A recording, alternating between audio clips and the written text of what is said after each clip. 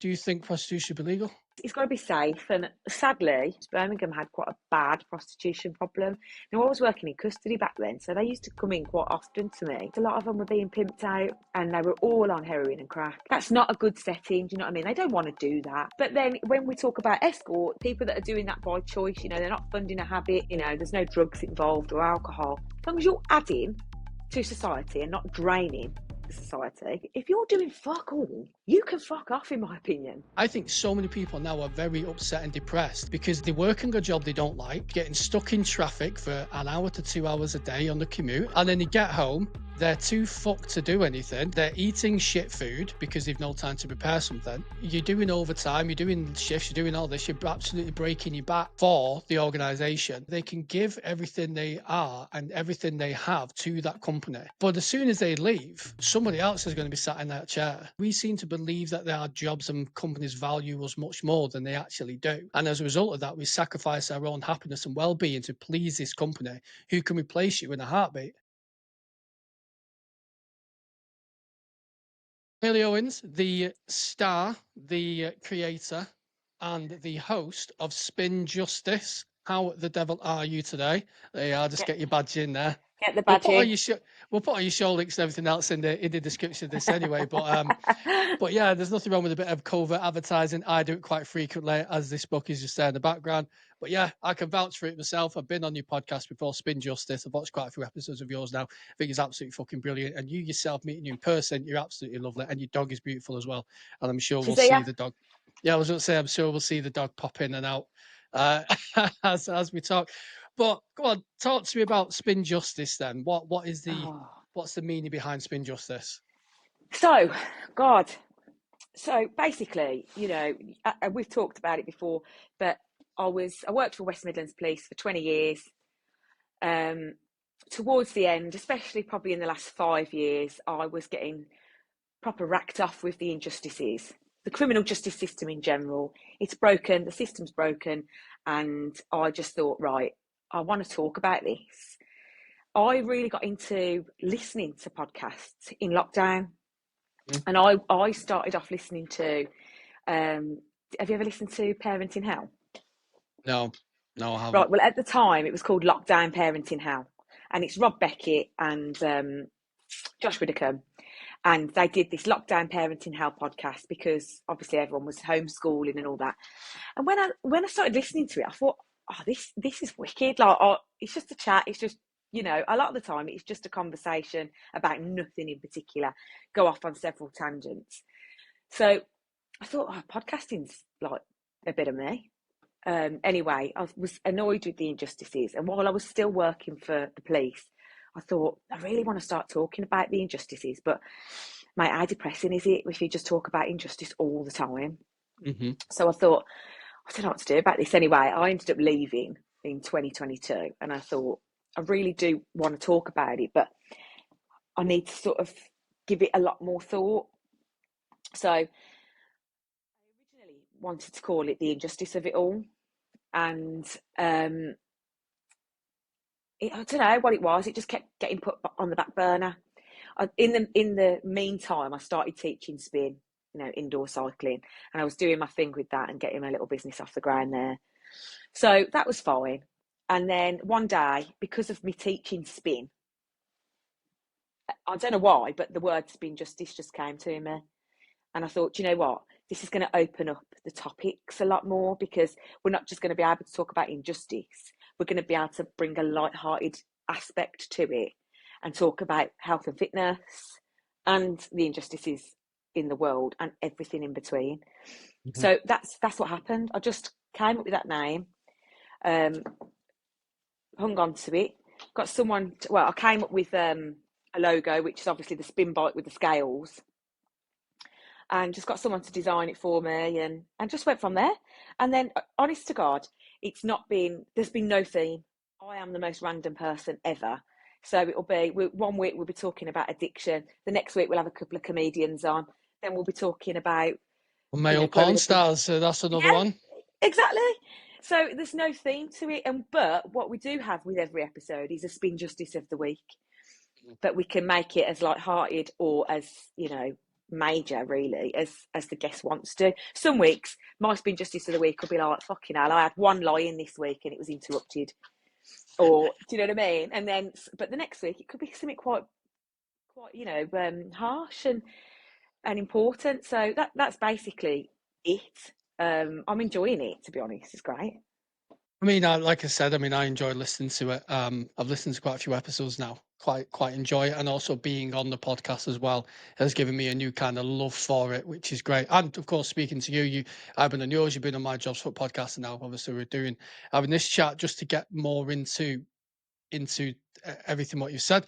So you have a big variety of guests on, which is great. It's because sometimes I find podcasters or content creators, they can box themselves in a bit too much. Is that they can say, okay, this is a political podcast or this is a comedy podcast. And it can get a bit samey sometimes. So I think having that variety of the show is quite good. It attracts a bigger audience and people who are just interested in people.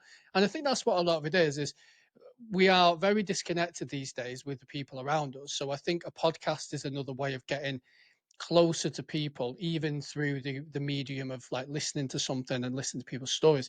And I it's one of the reasons I love doing this, because I love talking to people. I would describe myself as an extrovert introvert, meaning that I like being alone, but I also love chatting to people. And you know, I'm a bit of a weird one. When it came to starting the podcast, you said you kept putting it off. Were you afraid of taking that step to do it? A little bit. Yeah, a little bit. It's a lot of putting yourself out there, don't you think? Super quick interruption. If you are in the emergency services and you're feeling very burnt out, you're feeling very stressed, you're sick of management, and you also really struggle sleeping on night shifts, then check out my Shift Survivor Guide, completely free. You can get it in a link in the video description, or you can scan this QR code right here. Thank you. I think so. It depends on why you don't want to, I think. I found when I started talking about things and I started opening up a bit more, certainly about like my own experience as well, and even just generally putting yourself out there, just hitting the camera and going. I found it quite nerve wracking in the sense of what feedback you're going to get. Will people like it? Won't people like it?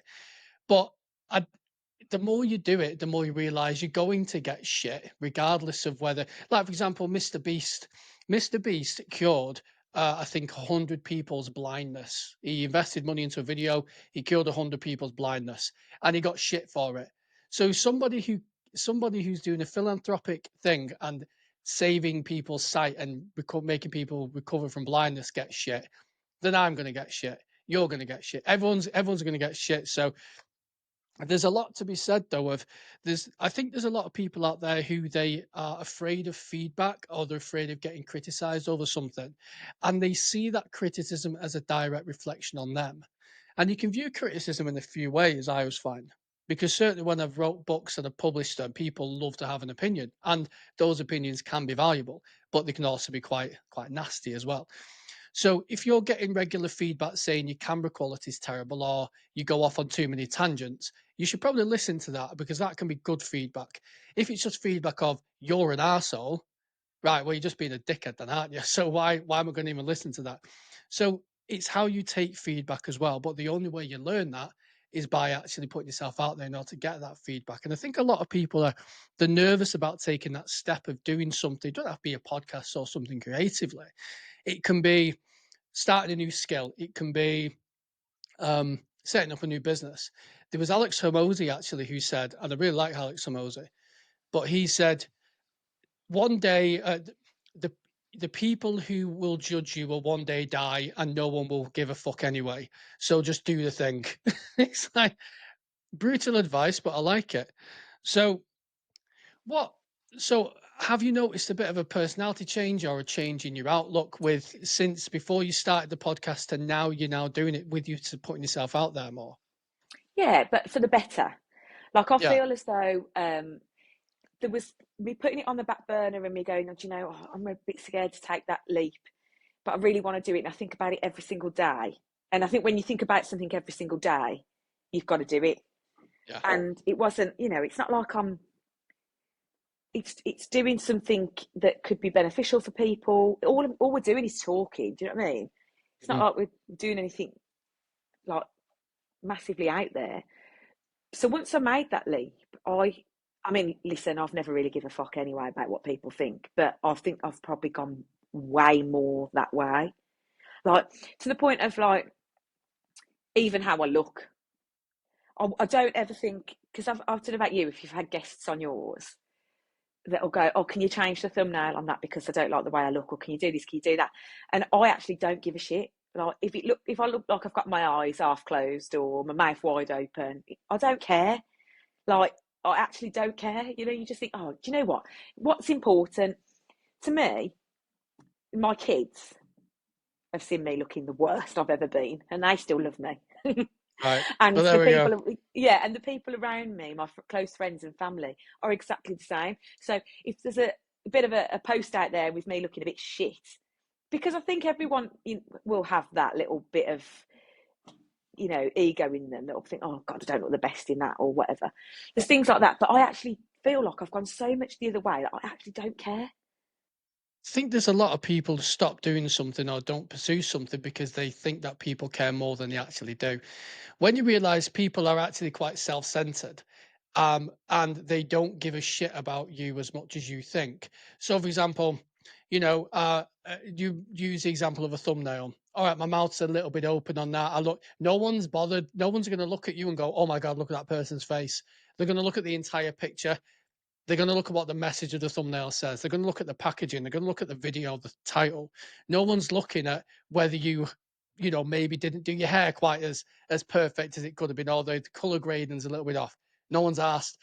There's plenty of people, and I imagine you might be able to elaborate on this. There's plenty of people who message me or talk to me and say, I really want to start going to the gym, but I'm scared everyone will be looking at me. Nobody cares.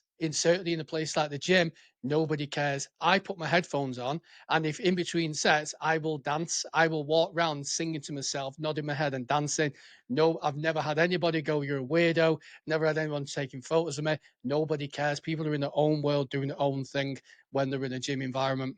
So have you found that that's one of the reasons? Have you had to kind of coach people who are thinking of going to the gym, maybe doing spin, who are a bit anxious about how they look? Really sorry to interrupt. If you enjoy this kind of content and you want to support me and you want to see these videos before they go out anywhere else in the world, then why not become a Patreon? It costs you the price of a coffee a month. Simply scan this QR code here or click the link in the description. Support means the world. Thank you. Yeah, and do you know what? There's so many people who have said to me, mate, your classes look wicked, because they are wicked. We're in the dark. We've got the strobe light, well, not strobe, LEDs on. The music's loud. I look a state half the time. I look like I've raided the lost property. Do you ever see women in the gym and they look absolutely like immaculate? There was a post I follow, Fitness Factory. It's a gym over this way, and he puts things on his stories, and I have a little flick through them. And there's these girls, they all look absolutely beautiful. They've got these matching co-ord sets, and they're all like absolutely drop dead gorgeous. And I replied to one of his stories like, mate, I literally look like I've raided the lost property. I honestly, Because you there's no work hard. makeup.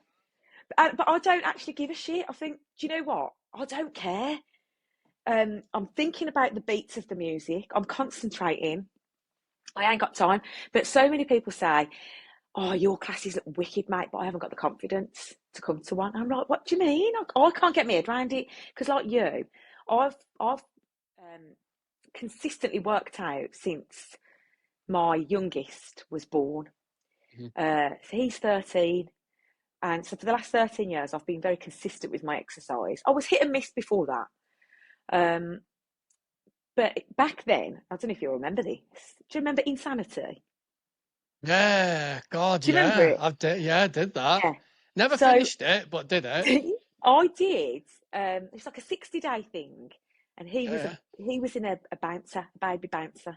He was a newborn baby, and I used to put him in his bouncer, and I put it on the telly on the DVD. It's the DVDs back then, and Yeah. I'd like a box set of these DVDs, and I'd put it on, and from then I've always been consistent with my exercise. From there, I would have joined the gym, but just like you, headphones in, don't talk to no one, do my own thing, vibing out on my own, listening to music. And I've never, ever once thought I'm nervous or I'm not confident. That is probably my personality as well.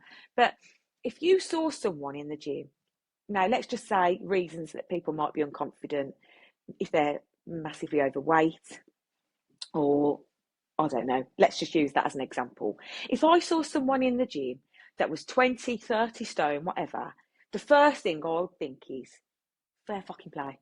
Yeah, good on you. Like, get in. Like, if I saw someone running down the road that was, overweight or, the first thing I would think is, good for you.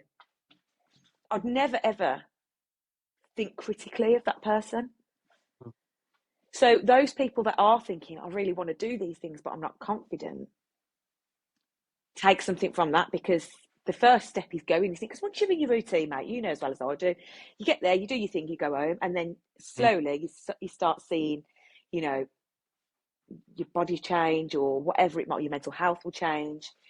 So it's just taking that first step, isn't it? And once you're in such a routine like you are as well, it becomes a habit, doesn't it? It becomes part of your life. I used to really like, so I used to only go on my own and I'd have my headphones in and just do like a weight workout. And then I'd see the classes, I'd see people doing classes, I'd be like, kind of fancy that. I want, but and then I got chatting to, because my partner works in a gym, so I got chatting to the staff, and I got friendly with one of the lads there who runs one of the classes. So I then started to go on to a Friday morning class. It's on at 6 in the morning, so it's an early start, and I absolutely love it. It's the only class what I do, and I absolutely love it. It's called Burn, and it's like it's 5 stations, 8 minutes a station, and it's just cardio weights blow your ass out. By the end of it, like I look at my watch, I've basically been in like zone 3 and 4 for the entire duration, sometimes zone 5. It's a proper good laugh. Everyone gets on with each other. You team up with different people all the time. Sometimes you have like your mate who you consistently team up with, but you get talking to people, and just people see the gym as just a place for to go and exercise and take fucking selfies and stuff like that. What they're missing is not just the mental health benefits and the physical benefits, but also the sense of community too. Like Oh yeah. I regularly now train with, there's 2 ladies and a bloke who I train with. They're all a little bit older than me as well. And how I got training with them was I was practicing for a workout, like an event the gym was doing, and they were doing it as well. And we just got chatting. Then I realized, oh, they actually go to this class. So we got talking. I now consistently train with them. So one, it helps keep me accountable. It means I've made more friends. I'm like, we go out together. We go out for food, or we go for a drink together sometimes. So as a result of me going there, I've now broadened up my horizon. And there's a lady actually who I work with, who I go to the gym with, and she only really started exercising a couple of years ago. And she's like, where has this been my entire life? I absolutely love this. So what sh- we hear a lot these days about people wanting to go to the gym for weight loss, but then there's this new miracle drug of Ozempic or Monjaro. So what's your thoughts about them? Well, there's loads of people on it that I know. A lot of people I know are on it, and they've had some fantastic results. I don't know enough about it myself, but I've not seen any horror stories around me. I'll say that. I will say that what I've seen is only positive, really, that people have lost weight. However, I suppose there are long-term effects that they might suffer that they don't know yet. So there's obviously that to take into account, and I've definitely read some horror stories. For me, see that is for a weight loss, isn't it? For me, exercise is not just about fitting in my clothes, because I love food and drink. So the thing is with me, I know that I exercise every day, every single day. That good old saying, you can't out train a bad diet. I know if I'm eating too much and I'm drinking too much, my clothes get tight and I have to rein it in. But the exercise is for my head. The exercise is for my head. The food is for my weight, I would say. Because if I don't train, I mean, yeah, you can have a week off, and I'm sure you can do the same. We might have a holiday coming up, and I'll think, do you know what? I'm not going to do anything on this holiday. Dog's barking. Hang on. I might think, I'm not going to train on this holiday. I'm just going to completely relax for a week, and I can do that. But if that week goes into 2 or 3, my head starts going. So I knew that I was in a good 100%. I knew that I was in a good routine with the gym when I went on holiday to Wales to a caravan park with the family, and I was in the gym I think twice over the space of that week because I was like, I need it. It's not a case of I just want to go; it's a case of I need it, and that's when you know you've solidified a habit because you actually start to miss it when you don't do it. And I find if I don't go to the gym for a couple of days, I get very restless and I can't sleep. It's like, they say dogs are like their owners. Well, I've got a Springer Spaniel, and if I don't walk in for more than a day, he's a nightmare. I'm very similar. I have to get out. I have to go run. I have to walk. I have to feel physically tired because I can't sleep as well. So I go to bed, and I've just got all this energy. I might mentally be tired or physically tired, but I need to be both. With the weight loss jabs, the only obviously, if enough people take them, there's then going to be horror stories come out. I think a big thing with it is you are short circuiting the result, and you may lose weight and you may lose it quite rapidly, but you're not learning about food, you're not learning about nutrition, you're not learning how to keep the weight off. If when you stop, you go back to your own eating habits and you put the weight back on, so there's that yo-yo dieting culture there. I'm also a big believer in there's no shortcut for hard work. So yes, you may get this miracle drug and you may take it and you may get that and those initial results. But I always feel that the real long lasting change is the hard work, which a lot of people don't want to do. If someone released a DVD saying, uh, they're always get 6 week, get abs in 10 weeks, get abs in 6 weeks, or, lose a stone in 6 weeks or something like that. That is a sexy sell rather than work consistently for 5 years and slowly and stably lose weight, build muscle, and completely change your life and your attitude to food and exercise. That is not a sexy sell. So these weight loss jabs are marketed as this quick, easy weight loss pill, this quick, easy solution. But like we've already established, going to the gym and exercising, it isn't just about the weight loss. That may be why you start. You may start because you want to lose a stone or you want to get fitter and stronger. But by doing just a weight loss jab, you're not looking after your heart. You're not getting all the brain happiness and all the dopamine and that sense of achievement from actually putting in the hard work. You're not building that sense of community either because you might just take a jab and not. You might say if you live on your own, you might just take a jab and then that's it. Mm. So my criticism is if you are morbidly obese, then maybe the weight loss jab as a start to get you a bit more mobile and to save your life initially might be a good thing. I think for somebody who just maybe wants to lose half a stone or a couple of kilos, there's much better, safer, and more productive and healthier ways of doing that. But Mm. that means the hard work. I was just thinking for people that are morbidly obese, it might be hard for them to exercise. They might have joint pain and things like that. So losing a bit of weight, i.e., through the jabs, if that is what you decide to do, might make the exercise a little bit easier Mhm. to then maintain a healthier way of life. But as you just touched about nutrition there, Yeah. so I would think I've got quite a good diet, but I love food. And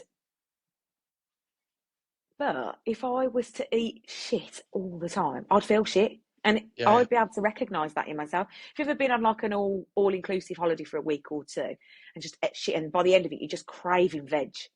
You're just craving like a Yeah. decent proper meal. Give me some cauliflower. Give me Yeah, there. so yeah, and Don't that's even how cook I it. sort of yeah, that's how I sort of think. It's all right to fall off every now and then. Olive cake. It's fine, but Mhm. it's about balance, isn't it? Well, it's that old saying of one, you are what you eat. If you eat shit, you'll feel like shit. But then there's the thing of everything in moderation, including moderation. I my diet is generally I'll either eat I count calories sometimes if I've got like a big goal in mind. I'll count calories, but generally I know how much I'm eating. Um, I will generally eat relatively well 5 days a week, and then maybe on a Friday and a Saturday, or I'll let my hair down a little bit. That doesn't mean I go out eat like an absolute pig and I'm eating a full Victoria sponge cake to myself, because over time I've managed to rein myself in, and I'm quite happy with that. And as long as you can. because then there's the flip side, isn't it? People that get quite obsessive with it. Like I know people who they go balls to the wall way too fast. I'm gonna quit smoking. I'm gonna go for a run 5 times a week. On top of that, I'm going swimming. I'm lifting weights 3 times a week, and I'm gonna eat fucking 1,200 calories a day. It is not sustainable. So, what advice? So, if I'm watching this, Hayley, and I'm thinking I really want to get into the gym, what these two wonderful people are saying sounds really, really good. It's New Year coming up soon. I want to start going to the gym, or I want to try and lose a bit of weight. And they are somebody who has thrown everything at the wall at once. What advice would you have for somebody like that? You just got to start small. Think about your food. Think about what you're putting into your body, because that's going to impact your performance. And I would say with exercise, what I say to people, start with walking. Just start with a walk. Walking's great. An incline is better. So if you just wanted to go to the gym and just put the treadmill on an incline, just do that for half an hour to start with. Find your feet, suss the place out, get that confidence up in that environment, you know, because some of these establishments, I mean, I've been in hundreds of different gyms over the years. Some of them, you know, there's one in particular, I won't name it, but it's very just everyone looks amazing and chiseled and It's an airbrushed. Instagram gym. Do you know what I mean? And I that know ain't them me. well. I know them well. I wouldn't feel inadequate there. I'd go in and I'd do my stuff in my lost property clothes, and I'd go. Do you know what I mean? I'd just crack on with my day. But wherever you're going to join, start easy, small, suss it out. You know, you want to know while you're on the treadmill. Look what's about. Look at what people are doing on the machines. Look at what that does. You know, there's a stepper there. Maybe I could get on the stepper next, or maybe I could do a bit of rowing, or maybe I could get on the bike, or whatever. I'll speak to a PT. They'll have a PT there and go, look, I'm brand new. I don't want to make a tit out myself. Can you show me how to use some machines and just give me some pointers? They're not going to take your money straight away. They're not going to go, okay, you have to sign up with me, or they shouldn't do. Generally, personal trainers, they're there to help. And if you really like their advice, then you can go to them for more qualified training. But mate, when I first started in the gym, I was looking at people around me going, he can lift heavier weights than me. He's got a better waistline than me. You know, he's doing it. Everyone looks like they know what they're doing, but everybody started at that point of walking into the gym for the first time and going, I have no idea. And gyms can be quite intimidating, which is why I advise maybe start, like you said, just start small, maybe go to a class, maybe go to the back if you want to. Nobody cares. Everyone's in there is there for themselves. And we care too much about potentially what other people can think. And I mean, mate, you're an absolute shining example of that. You know, you said when you were first starting your podcast, you might be a bit worried about what people will think, how people perceive it, but you did it anyway. And there's something brilliant. And I mean, as a result of that, me and you are now talking, you know, me and you've got to know each other. I've been on Yeah. your shoe, been on mine. There's something to be said about feel the fear and do it anyway. And I believe that's a book. And there's opportunities what creep up and you think, Yeah. I don't want to do that. But then when you actually sit back and think about it, you go, well, why don't I want to do it? Oh, it scares me. Well, do it. Because only by doing these things will you then expand on and will you be able to move and get to places. So that's the advice I'd give. So I want to talk about mental health now. I've struggled with mental health issues in the past, quite severely. Certainly years back. I get bouts of it now, but definitely more Yes. severe years back. Exercise in the gym was a huge part of that for me and still is. How about yourself? Right, me again. If you're interested in the emergency services and the police and you want to know exactly what happens behind the scenes, the things what they don't want you to know about, and I wrote this book here. It's called The Job's Fucked. People say it's really funny. People say they really enjoy it. Really opens a lot of people's eyes about what actually happens in the police, the things what the organisations and the things the media will never report on. You can order yourself a signed copy now from our website by clicking the link in the description, or you can grab yourself a completely free sample of it by scanning the QR code on screen or by clicking the link in the description. Back to the video. Oh, same, mate. Jesus, I would probably say rock bottom for myself. I mean, exercise has always been there, but do you know what? Since I've been teaching spin and doing the podcast, at least, I mean, I've been teaching spin for coming up 3 years now. Do you know what? My mental health's been the most stable it's ever been. I don't feel like I get bouts anymore. I feel like, I mean, don't forget that did coincide with me leaving the police. So yeah, that will probably improve your mental health quite substantially, to be fair. Yeah. Do you know what though, right? I remember, or I don't tell many people this, so I'll just broadcast it now on a podcast. But a few years back, I was actually under a mental health team, under a community, psychiatrist. And he says to me, I just basically was like I said, rock bottom. I was probably, I was worrying, I know my mum was worried about me. There was, aspects of me that weren't right. And the psychiatrist said to me, I think you're unhappy in your job, and I think you're unhappy in your relationship. Mm-hmm. And I think you'll find that if you take those leaps, which, let's face it, they're not baby steps, are they? They're big leaps. No, to leave a career rocks that you've been in for 20 years, and at the relationship, I mean, it wasn't my kid's dad. It was a relationship that I had after that, but it was a couple of years, so I weren't happy in it. And to make those decisions to get out of those things, he said, I think you'll probably find that your mental health probably improves after that. And it did. Yeah. I left the police and that relationship came to an end. And I've been better ever since. I think that stands. I mean, that's a good psychiatrist for identifying that. And I mean, you can. So I'm going to say something a bit controversial now. Sometimes, if your psychiatrist would have put you on just medication, which completely numbed the way you felt, you probably wouldn't have felt the pain enough to go, you know what, I need to move. I need to change my career, change my job, change my relationship. I feel that a lot of the time, medication certainly has its part. I've never taken medication, never wanted to. I think medication certainly has its place. If you're on the verge of jumping off a fucking bridge, take the medication. For God's just do it. But medication, it doesn't cure your mental distress. It just stops you feeling like you want to take that, that extra leap, and stops you getting any worse sometimes. I'm sure there'll be people in the comments who'll be shouting at me and want to correct me over this. But like I said, this just my opinion. Sometimes if we look at it from an evolutionary standpoint and we go, everything, all the emotions and the way our brain works has been refined over thousands of years. Depression and anxiety and poor mental health and low mood must have some kind of evolutionary benefit, otherwise it wouldn't exist.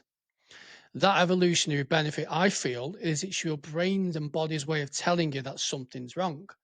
In your case, from what you're saying, it was your circumstances at work and your circumstances at home which were ringing those alarm bells.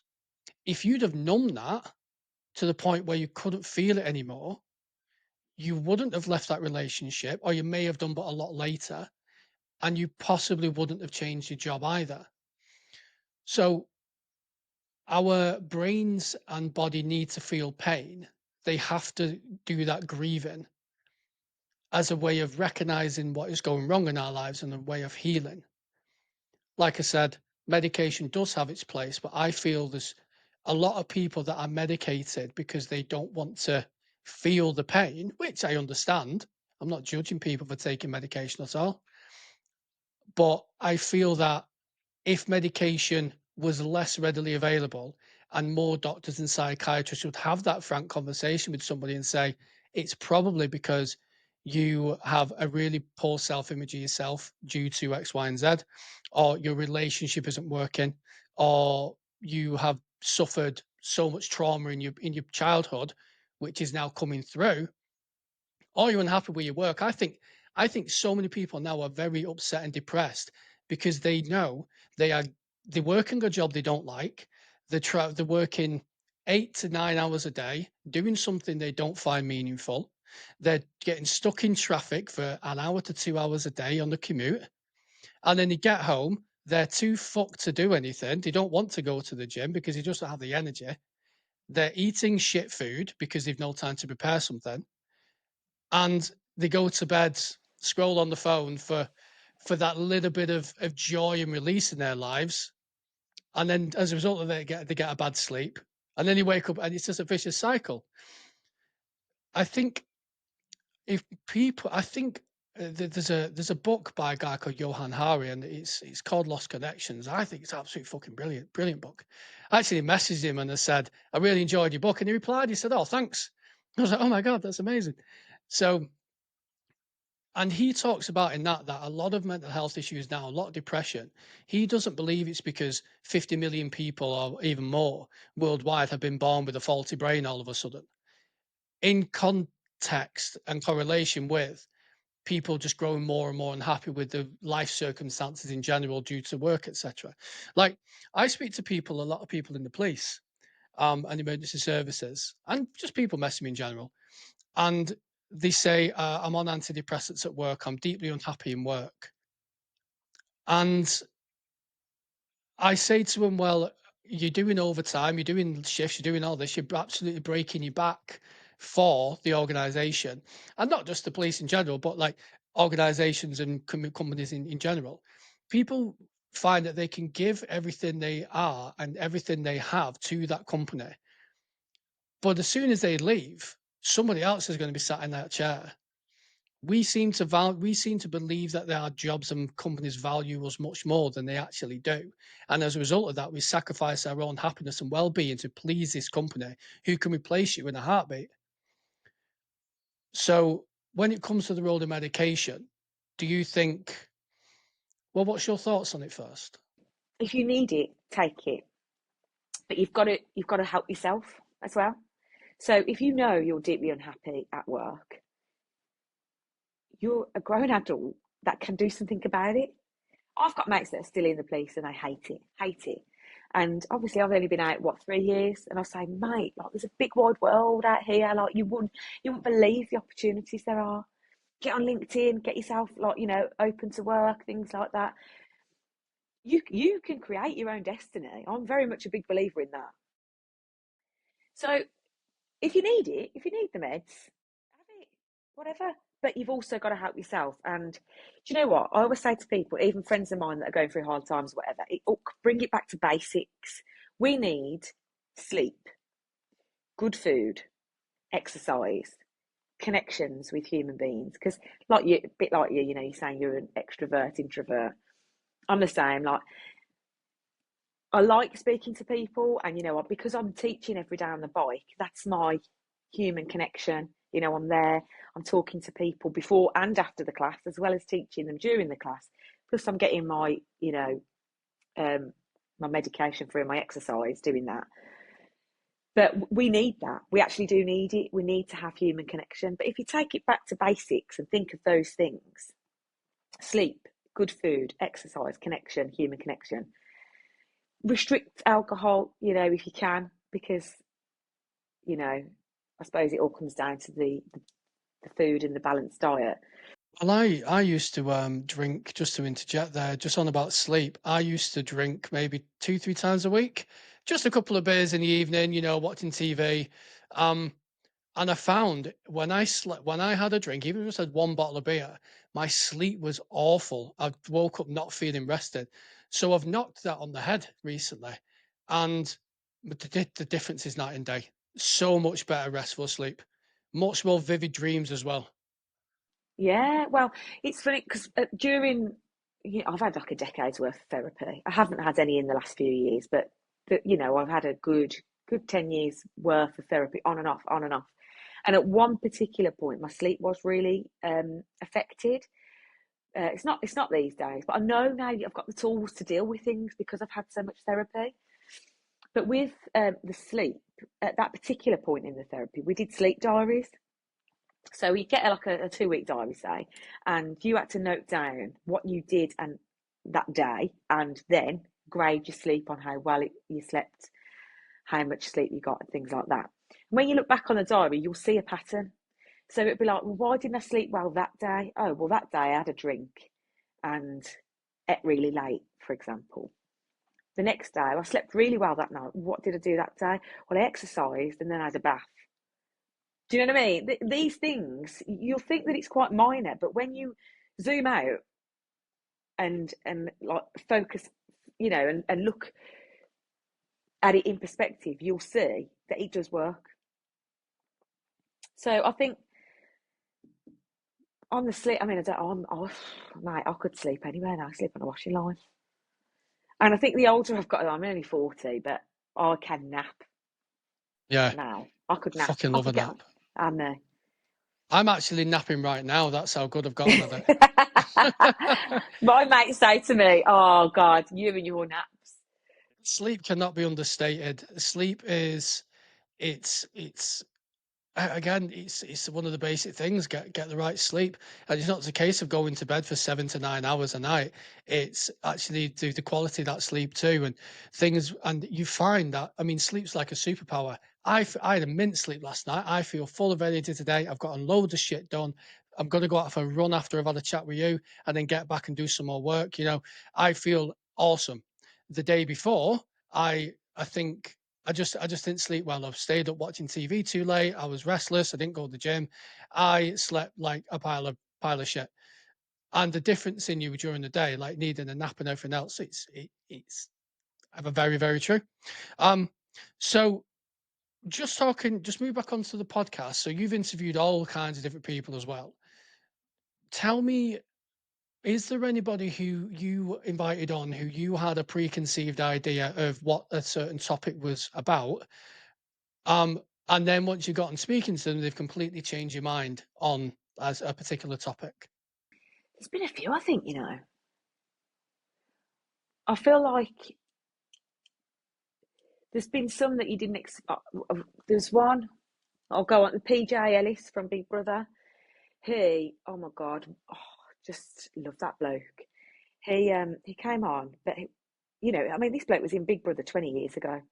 He's from Birmingham, so you know what, just the nicest guy. But he was so honest. He lost his mum a year ago, or maybe a little bit longer, 15 months or something. And he was so honest about the grief. Like, it actually got choked up on the episode, and was just really honest, saying, "Do you know what? I'm really struggling. I've lost my mum, and I'm really struggling with it." So he was one that was like, you know what, that was such a raw episode and so honest. And then, oh my God, Alison Hammond. I've heard the name. Does Bake Off. She's on Bake Off. She's on This Morning and things like that. Right.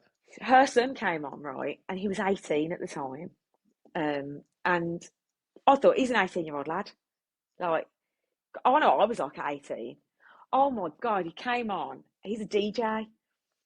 He was the most grown-up 18-year-old. I thought, I've had like a proper intellectual chat with this kid. Yeah. He was brilliant. So he's another really good one. I mean, you've listened to the OnlyFans recent one, haven't you? There's a lot. Mm-hmm.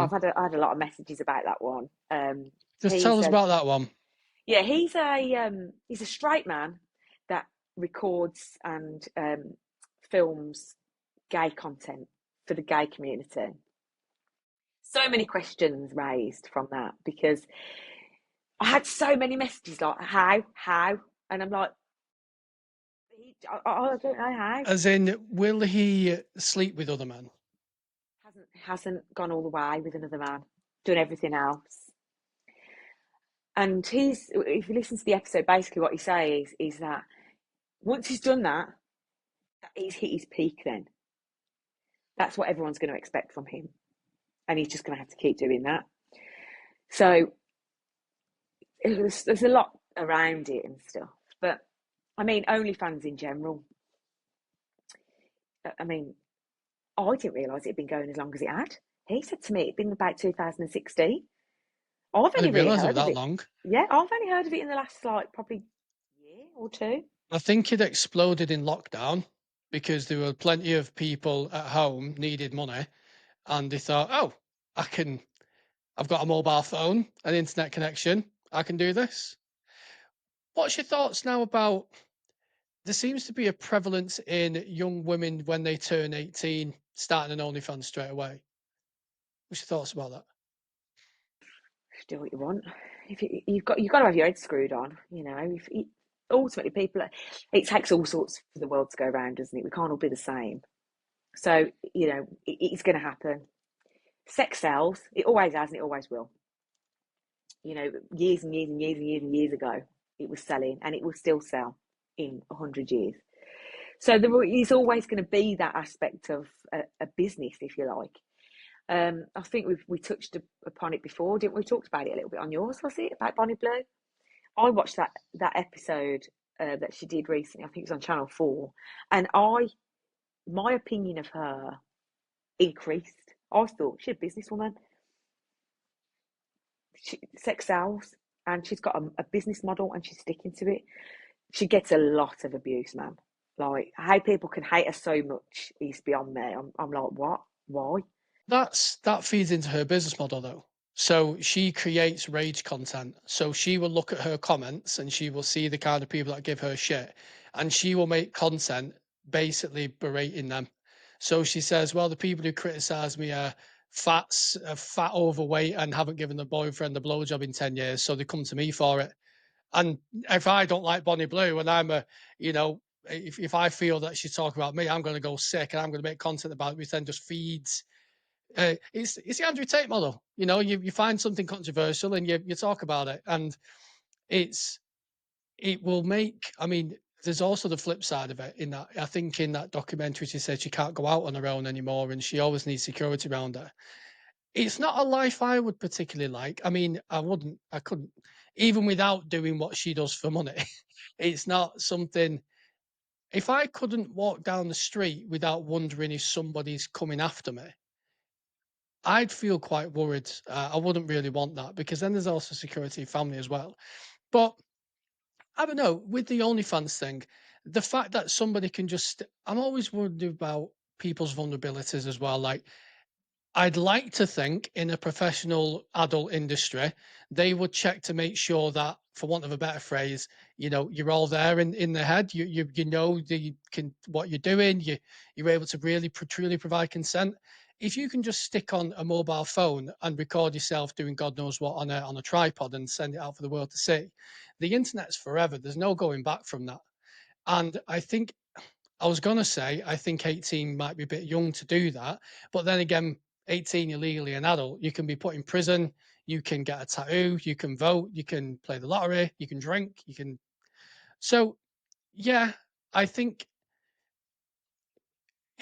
I think if people are gonna do it, I think some people, they see the cases of Bonnie Blue and Lily Phillips and the other big names, and they're making 20,000, 50,000, 200,000 pounds a month doing this thing. People are going to see it as an attractive thing. The problem is, I think on average, OnlyFans creators make about $100 a month because it's such a saturated market. So you are getting, yeah, so you're getting young women and sometimes young men too, who are exposing their most intimate parts online, doing God knows what for the world to see. And at such a young age, you are blindsided by this belief that if I do this, I'll make thousands and thousands. And for the majority of people out there, that isn't the case. But you can't ever get rid of that. So then that can have issues with your employment. You can have issues with partners, parents, families might find out who you don't know. And for what? For a takeaway a month? It's like a lot of industries. So when people talk, so obviously I write books, I've written loads. Um, People say to people in my industry are sold the dream of being the next Stephen King or the next J.K. Rowling or being the next, big author. But majority of authors make very little money, even if they're traditionally published. Um, and I imagine it's the same in fitness. There are personal trainers out there who make 20, 30,000 pounds a month, but a lot of them make next to fuck all.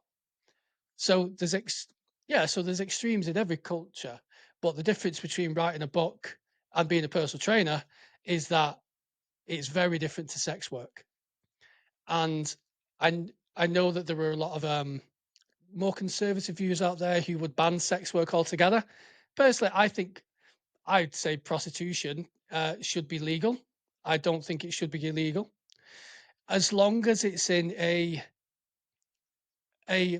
um, controlled way, safe way, um, and they're both consenting, and no one's there via coercion or being trafficked. I think it should be legal. Some people don't like that. Some people do. It's legal in certain parts of the country. Sex sells. It's going to sell. People are doing it anyway.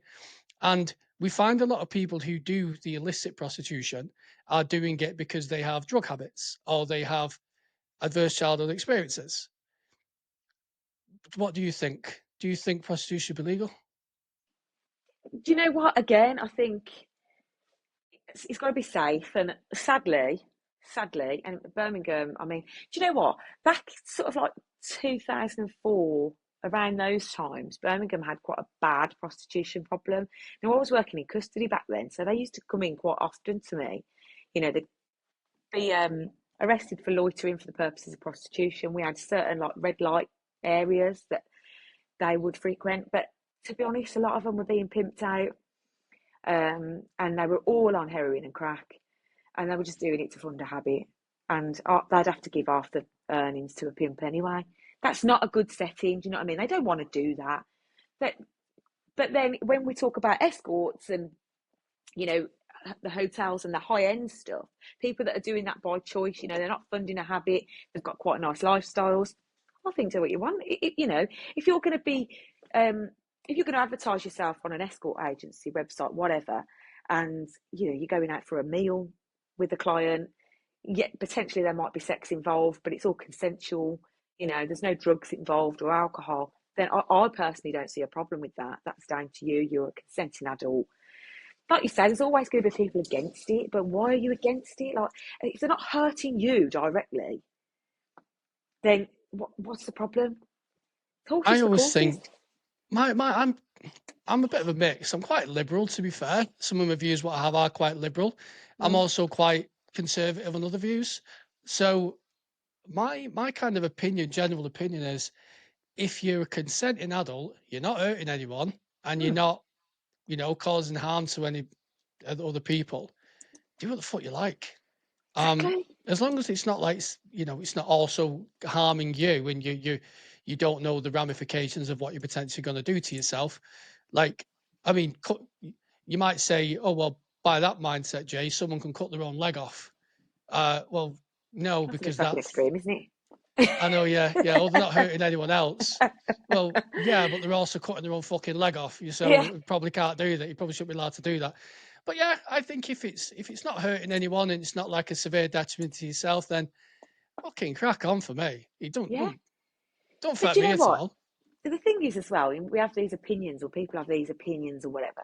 It's the same, and I always say this when it comes to now. Let's just look at immigration. Let's look at the woke culture now, trans, whatever, right? Let's just talk about any of those.